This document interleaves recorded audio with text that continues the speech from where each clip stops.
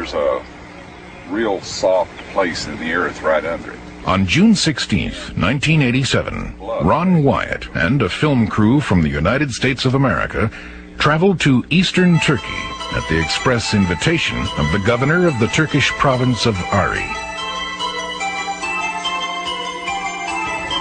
The purpose of this expedition was to participate in and film a ceremony which memorialized and commemorated a site located on Cessna Dog Mountain, known locally as Doomsday Mountain, as the landing site of Noah's Ark.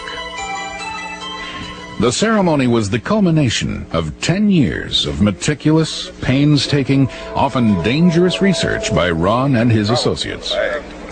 On the historic occasion of June 20th, 1987, the governor of Ari has announced to the world that Turkish archaeological authorities agree with Ron's findings that the area under investigation is indeed the landing site of the legendary Ark. The governor, key military officials, local officials, and police have gathered in preparation for the ceremony. Due to Ron's contributions and efforts, he is made a guest of honor and is asked to actively participate in the dedication of the site. A visitor center is soon to be built, and construction plans are well underway.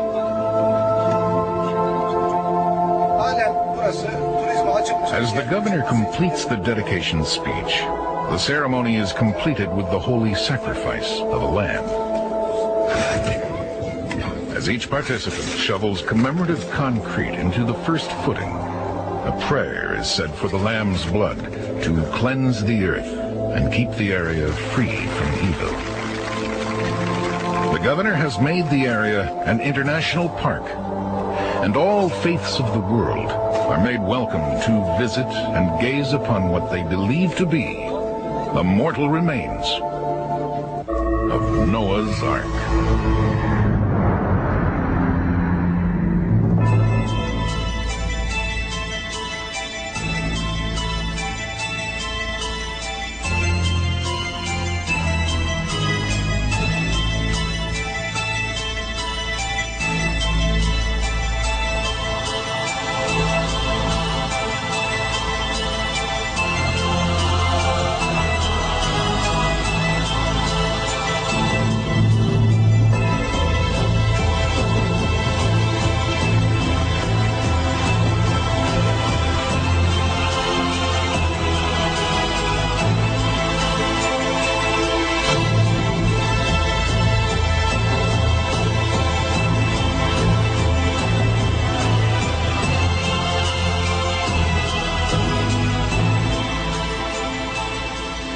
This saga began in 1977, when Ron began investigating a mysterious boat-shaped object which had been aerially photographed by a Turkish Air Force reconnaissance pilot while on a routine photo survey mission.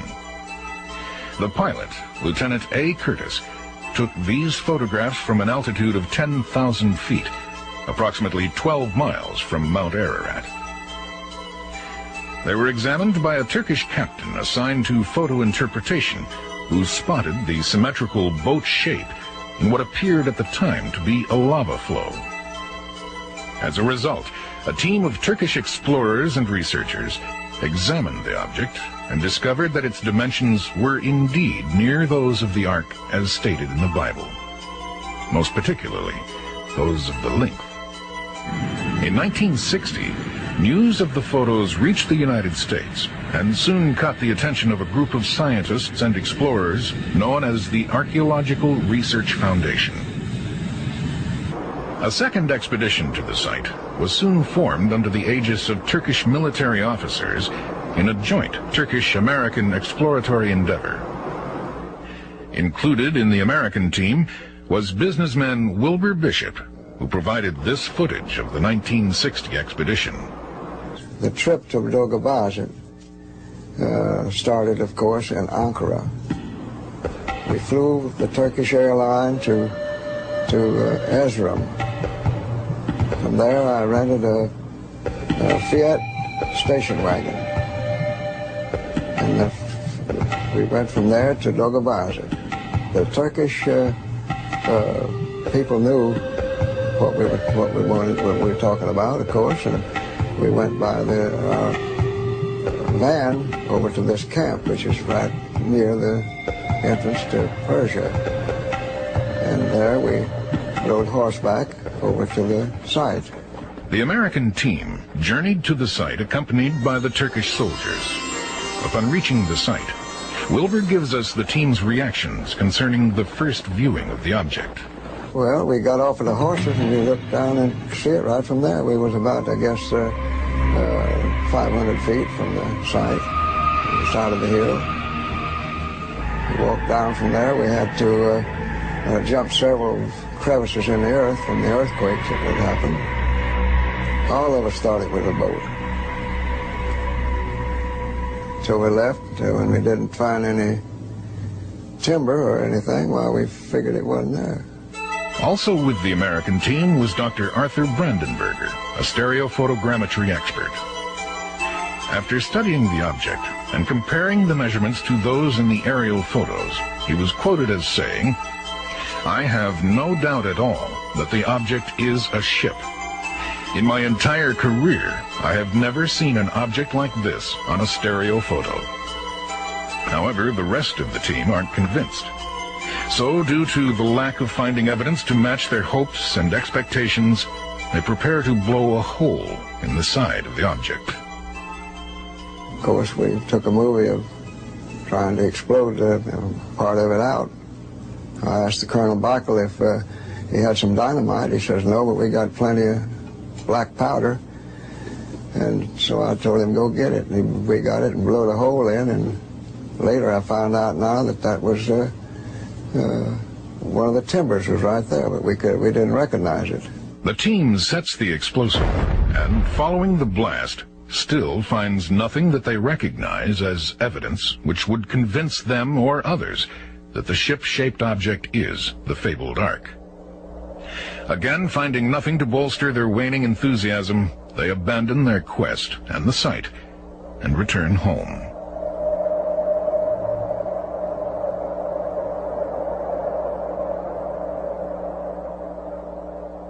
On September 5th, 1960, Life magazine reported briefly the results of the expedition, after which interest in the object generated by the quest wanes, and it slips into obscurity, to be forgotten and written off as one of nature's freaks, until the 1977 examinations by Ron Wyatt began. Ron is a nurse anesthetist and currently practices at Memorial Hospital of Nashville, Tennessee. He had become intrigued by the object when the Life magazine article of 1960 caught his attention. However, Ron had family and career obligations to meet, and had to satisfy his yearning for adventure by studying and reading. He spent countless hours researching and studying the various sciences, particularly geology and archaeology, in preparation for the time when he could break free and begin actual field exploration of the boat-shaped object and the surrounding area. We, at that point in time, began to do a lot of research, background research on the probable landing site of Noah's Ark, and review the existing stories about people that claim to have seen the Ark on the mountain and nearby areas. During his studies, Ron discovers there are over 200 accounts of a universal global flood as made record of by various cultures, assorted myths, legends, and languages. Ron feels this is more than ample evidence for the purpose of supporting a massive universal flood theory. Also, Ron's studies reveal that there have been approximately 30 sightings of the Ark reported as resting on Mount Ararat, but none of the sightings have been documented as fact. In addition to this, many of the reports are contradictory and conflict with one another. The 30 so-called eyewitnesses, and I don't doubt the integrity of these people, there are several stone formations on that mountain that resemble a boat, but no one was ever able to get photographic proof. Also, I found that, say for example, in World War II, the pilots that flew by the mountain and made entries in their flight log that they had seen a boat-shaped formation on the mountain. They said that the boat-shaped formation was on the southeast face of the mountain. The person that wrote this, or quoted this in his book, said that the log stated it was on the northwest face of the mountain. And so I found that some of the reliable data had been misquoted in some of the books in an attempt to convince people that the boat perhaps was in a different site than it really was. And so, given all of this information and the lack of proof, we decided to look elsewhere. The sleeping volcano has been intermittently active throughout thousands of years and is also heavily glaciated. Ron can't see how a wood structure could have possibly survived on a mountain that has constantly been scoured by lava and glaciers for over 5,000 years. During his studies, he makes note of the fact that not one well-documented source states specifically that the ark came to rest precisely on Mount Ararat. However, the Bible does state in Genesis 8:4 that the ark came to rest in the mountains, that's plural, mountains of Ararat.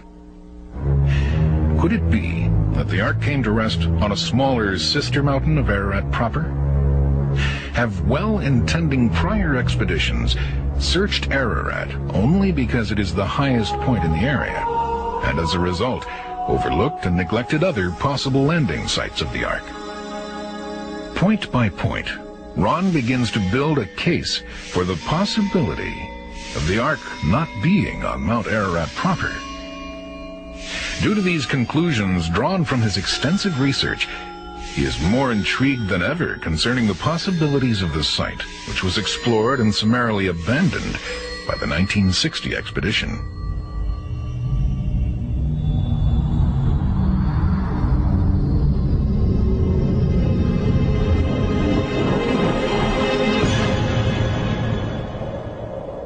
At long last, in 1977, after 17 years of waiting, research, and dreaming, Ron has fulfilled his obligations and is able to begin actual field work in eastern Turkey. He hires a Turkish driver and assistant named Dilavar to aid him in his work. Over the years, this man becomes a trusted friend and ally. Upon first arrival and examination, he finds the area to be wild and intimidating in its natural ruggedness and beauty.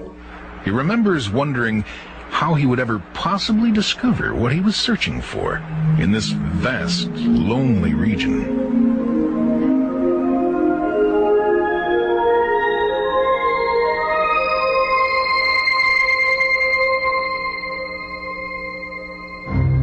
The country is immense.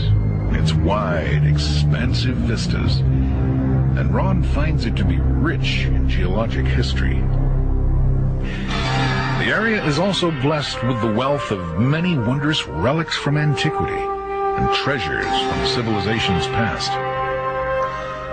One soon becomes enchanted by the natural beauty of the region and develops a sense of being lost in time.